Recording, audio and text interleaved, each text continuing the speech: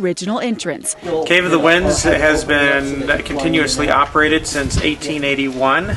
Now you walk through the tunnel entrance into the cave. The rock itself is 400 million years old, but the cave is somewhere between 6 and 8 million years. Some call it God's underground gift to Colorado. Canopy Hall is the first room you walk into on the Discovery Tour. Cave of the Winds is totally dissolved out of limestone, and the parts that we see stopped being dissolved out approximately 1.5 million years ago. So the passageways we're walking through are at least 1.5 million years old. It basically formed with rising mineral waters in the earth mixing with groundwater flowing down. In that mixing zone, it worked like an acid dissolving the limestone. Walking along, you see what makes this tour different from other commercial ones. You notice how much subtler the light is here?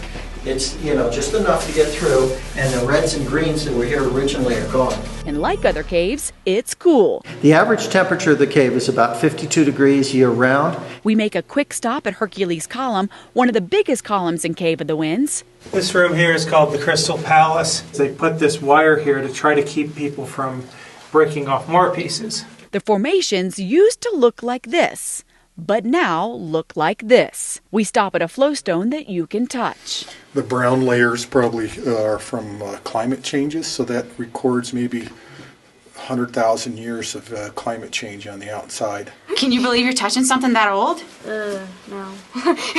No, not really. I can't reach it. You got it? Yeah. What does it feel like to you, Hunter? Weird. This room that we're in now is called the Old Curiosity Shop. Rick and Donald were some of the first cavers to discover this room in 1987 and found this small space called the Spiderweb Valley. Then into the adventure room, up some wooden stairs, and into the Manitou Grand Caverns. And there are no electric lights beyond this point. Where there are 3 stone monuments. The large one where Fred is walking up to, that's to President U.S. Grant.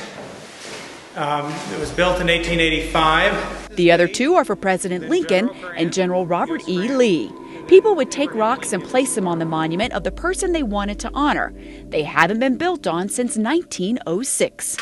The only way to see this part of the cave is on the Lantern Tour. And we go off the regular tour route and work our way through some tight spaces. What does it look like in there?